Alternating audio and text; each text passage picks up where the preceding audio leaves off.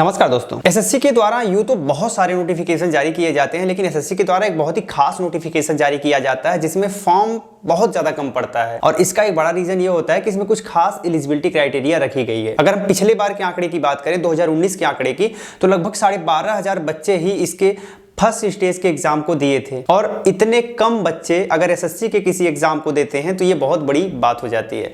Guys, इस vacancy का नाम है जूनियर हिंदी ट्रांसलेटर और इसमें एक और पोस्ट आता है सीनियर हिंदी ट्रांसलेटर। आज इसी के बारे में हम डिटेल में बात करेंगे। आज हम जूनियर हिंदी ट्रांसलेटर के एलिजिबिलिटी क्राइटेरिया से लेके इसके exam pattern, syllabus, selection process, सारी बातें एक एक करके डिस्कस करेंगे। तो आप पूरी वीडियो से लास्ट तक जरूर बने रहिएगा। हे गाइस, मैं अशोक सिंह और आप देख रहे हैं अलग क्लासेस। चलिए वीडियो को शुरू करते हैं। हमेशा अपडेट रहने के लिए सब्सक्राइब करें और फिर बेल आइकॉन पर क्लिक करें।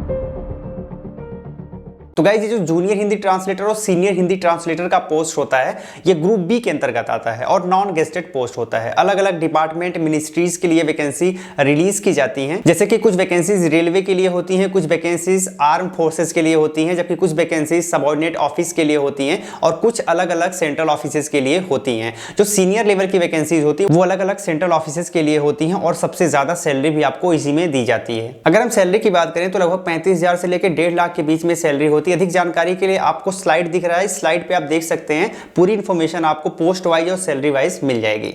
इसे अप्लाई करने के लिए कम से कम 18 वर्ष आपकी एज तो होनी ही चाहिए। 18 वर्ष से कम अगर आपकी एज है तो आप इसके लिए एलिजिबल नहीं है और अधिकतम 30 वर्ष तक आप इसे अप्लाई कर सकते हैं। अब ऐसा नहीं है कि 30 वर्ष ही इसकी अधिकतम एज लिमिट है। अगर आप कैटेगरी वाइज देखें तो यहाँ पर अलग अलग रिलैक्सेशन भी एज में मिल जाता है। जैसे कि अगर आप ओबीसी हैं तो 3 वर्ष आपको एज में छूट मिल जाएगी। अगर आप SC ST हैं तो 5 वर्ष आपको भी एज में छूट मिल जाएगी। अगर आप एक्स सर्विसमैन हैं तो 3 वर्ष आपको छूट मिल जाएगी। वहीं अगर आप दिव्यांग की श्रेणी में आते हैं और जनरल हैं तो 10 वर्ष। अगर आप दिव्यांग के ओबीसी कैंडिडेट हैं तो 13 वर्ष और अगर आप दिव्यांग के SC ST कैंडिडेट आते हैं तो 15 वर्ष आपको भी एज में छूट दी जाएगी। तो इतने समय तक आप इस फॉर्म को अप्लाई कर पाओगे। लगभग प्रत्येक वर्ष ये फॉर्म आ जाता है और इसके अधिक जानकारी के लिए जब एसएससी अपना ऑफिशियल कैलेंडर जारी करती है, उस कैलेंडर को आपको देखना पड़ता है, जो कि ऑफिशियल वेबसाइट पर आपको मिल जाएगा ssc.nic.in पर। वहां से जाके आप कैलेंडर चेक कर सकते हो कि ये वैकेंसी कब रिलीज की जानी है, इसका एग्जाम कब होना है। ये पूरी इंफॉर्मेशन आपको वहां से प्रोवाइड हो जाती है। इस वैकेंसी की सबसे खास बात यह है कि इसकी एलिजिबिलिटी क्राइटेरिया काफी टेढ़ी है, तो ये आसानी से समझ नहीं आती है। चलिए हम देख लेते हैं इसकी क्या एलिजिबिलिटी क्राइटेरिया है, इसे कौन कौन लोग अप्लाई कर सकते हैं। गाइज, इसकी एलिजिबिलिटी क्राइटेरिया आपको बहुत ध्यानपूर्वक सुनना पड़ेगा, नहीं तो आपको समझ ही नहीं आएगी और ये पूरा मामला स्किप कर जाएगा। ठीक है, तो बहुत ही केयरफुली आप समझिएगा, मैं आपको आसानी से समझाने का प्रयास भी करूंगा। तो गाइज, इसमें सबसे जो पहली क्राइटेरिया है वो आपके पास कोई सर्टिफिकेट कोर्स या फिर कोई डिप्लोमा कोर्स होना चाहिए, हिंदी से इंग्लिश ट्रांसलेशन का या फिर इंग्लिश से हिंदी ट्रांसलेशन का।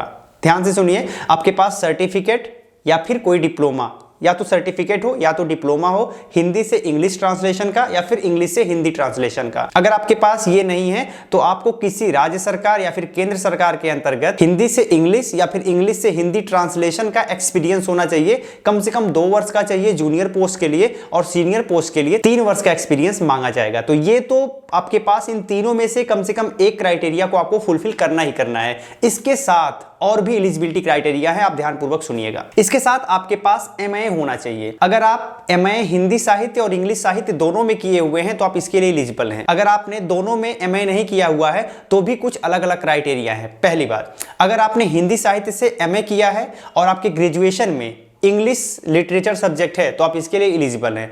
अगर आपने हिंदी साहित्य से MA किया है लेकिन इंग्लिश लिटरेचर आपके ग्रेजुएशन में नहीं है तो कम से कम जो आपका ग्रेजुएशन है उसका मीडियम इंग्लिश होना चाहिए। जैसे अगर आपने BSc किया है इंग्लिश मीडियम से तो आप इसके लिए एलिजिबल हो जाएंगे। दूसरी बात, अगर आपने हिंदी से MA नहीं किया है लेकिन इंग्लिश से आपने MA किया है तो भी आप इसके लिए एलिजिबल हो जाएंगे अगर आपने ग्रेजुएशन में हिंदी लिया है तो। अगर आपने ग्रेजुएशन में हिंदी नहीं लिया है लेकिन PG में आपने इंग्लिश लिया है तो आपको क्या करना है कि आपके ग्रेजुएशन का जो माध्यम है वो हिंदी होना चाहिए। अब अगर इनमें से कुछ भी आपके पास नहीं है तो तीसरी क्राइटेरिया ये है कि अगर आप हिंदी और इंग्लिश में से किसी भी सब्जेक्ट से MA नहीं करे हैं, आपका कोई और ही सब्जेक्ट है MA में, तो आपको ये क्राइटेरिया फुलफिल करनी पड़ेगी। अब आप ये मान के चलिए कि आपके पोस्ट ग्रेजुएशन में न ही हिंदी है और न ही इंग्लिश है, तो आप क्या करेंगे? तो मैं आपको एक अलग क्राइटेरिया और बताता हूं कि इस क्राइटेरिया को अगर आप फुलफिल करते हैं तो भी आप इसमें एलिजिबल हो सकते हैं। ये क्राइटेरिया ऐसी है कि अगर आपने PG में हिंदी और इंग्लिश में से कुछ भी नहीं लिया है, कोई थर्ड सब्जेक्ट आपने लिया है, और अगर आपके PG का जो माध्यम है, मीडियम है, वो हिंदी है, तो आप इसके लिए एलिजिबल हो सकते हैं, बशर्ते आपके ग्रेजुएशन का जो माध्यम है वो इंग्लिश होना चाहिए। अब अगर ये भी क्राइटेरिया फुलफिल नहीं करते तो अगली क्राइटेरिया को ध्यान से सुनिएगा। अगर आपके पीजी का माध्यम इंग्लिश है और आपके यूजी यानी ग्रेजुएशन का माध्यम हिंदी है तो भी आप इसे अप्लाई कर सकते हैं। तो ये तो हो गई इसे अप्लाई करने के लिए एक बेसिक एजुकेशनल क्वालिफिकेशन। गाइज इस पार्ट को बहुत ध्यान से सुनिएगा क्योंकि ये पार्ट जो है बहुत ही कंफ्यूजिंग है। अगर आप थोड़ा सा भी आपका ध्यान हटा तो आपको ये समझ ही नहीं आएगा। तो लगभग मैंने अच्छे तरीके से समझाने का प्रयास किया। अगर आपको अभी नहीं समझ में आया ना तो ये वीडियो आप फिर से रिवाइंड करिए, ठीक है, फिर से आप पूरे एलिजिबिलिटी क्राइटेरिया को सुनिए, 2 बार 3 बार 4 बार सुनिए, आपको अच्छे तरीके से समझ आ जाएगा। चलिए आगे बढ़ते हैं। इसे अप्लाई करने के लिए सिर्फ और सिर्फ 100 रुपए की एप्लीकेशन फीस रखी गई है और ऑल ओवर इंडिया में बहुत सारे सेंटर आपको मिल जाएंगे, लगभग हर स्टेट में आपको सेंटर मिल जाएंगे। तो अपने मनचाहे सेंटर को लगभग आप चुन ही सकते हैं। एग्जाम पैटर्न की बात कर लेते हैं तो इसमें 2 पेपर होता है, पेपर फर्स्ट और पेपर सेकंड। जो पेपर फर्स्ट होता है वो सीबीटी मोड में होता है, यानी कंप्यूटर बेस्ड टेस्ट होता है। कंप्यूटर पर बैठ के आपको एग्जाम देना पड़ता है। ऑब्जेक्टिव टाइप के क्वेश्चन पूछे जाते हैं। जो क्वेश्चन का मीडियम होता है वो हिंदी का जो पेपर होगा वो हिंदी में आएगा और इंग्लिश का जो पेपर होगा वो इंग्लिश में आएगा। अब ये जो फर्स्ट पेपर है इसमें आपसे 2 सब्जेक्ट पूछे जाएंगे। सबसे पहला सब्जेक्ट आपका जनरल हिंदी होगा जिससे 100 क्वेश्चन होगा, 100 मार्क्स का होगा। और जो दूसरा इसमें सब्जेक्ट होगा वो होगा जनरल इंग्लिश जिसमें 100 क्वेश्चन 100 मार्क्स का होगा। इस हिसाब से देखा जाए तो 200 क्वेश्चन हो जा रहे हैं, 200 मार्क्स के हो जा रहे हैं और इसे सॉल्व करने के लिए आपके पास 2 घंटे का टाइम है, ठीक है। तो 2 घंटे में आपको 200 क्वेश्चन सॉल्व करना पड़ेगा और अगर आपने 200 क्वेश्चन सॉल्व किया तो आपको 200 नंबर मिलेगा।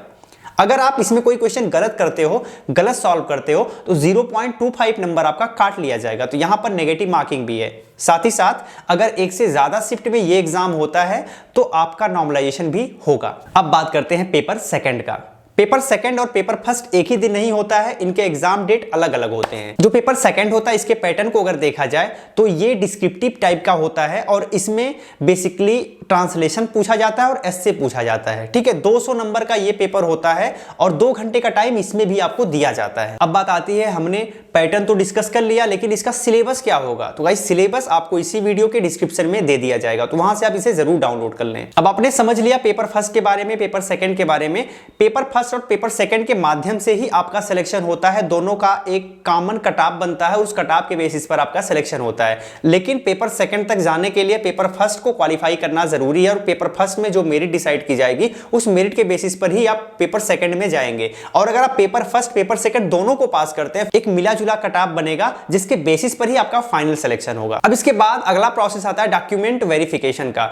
तो जो डॉक्यूमेंट आपके एलिजिबिलिटी क्राइटेरिया को प्रूव करते हैं वो डॉक्यूमेंट्स आपके पास होने चाहिए। साथ ही आपके पास कास्ट सर्टिफिकेट होना चाहिए। अगर आप जनरल के अलावा किसी कैटेगरी से बिलोंग करते हैं तो अगर आप जनरल में ईडब्ल्यूएस हैं तो आप ईडब्ल्यूएस सर्टिफिकेट दीजिएगा। अगर आप एक्स सर्विसमैन है उसे प्रूव करने वाला सर्टिफिकेट आपके पास होना चाहिए। दिव्यांग है तो उसे प्रूव करने वाला सर्टिफिकेट होना चाहिए। रिसेंट फोटोग्राफ भी आपके पास होना चाहिए। तो जो जरूरी डॉक्यूमेंट्स हैं वो सारे डॉक्यूमेंट्स आपको सबमिट करने पड़ेंगे, ठीक है। हाई स्कूल की मार्कशीट होनी चाहिए। तो ये सारे डॉक्यूमेंट्स आपको सबमिट करने पड़ेंगे डॉक्यूमेंट वेरिफिकेशन के अंतर्गत। अब हम बात कर लेते हैं मिनिमम क्वालिफिकेशन का। तो मिनिमम क्वालिफिकेशन यहां अगर आप जनरल कैंडिडेट हैं तो सिर्फ 30% आपको चाहिए एटलीस्ट पास होने के लिए। अगर इससे कम भी नंबर आप लाते हैं तो आप फेल माने जाएंगे।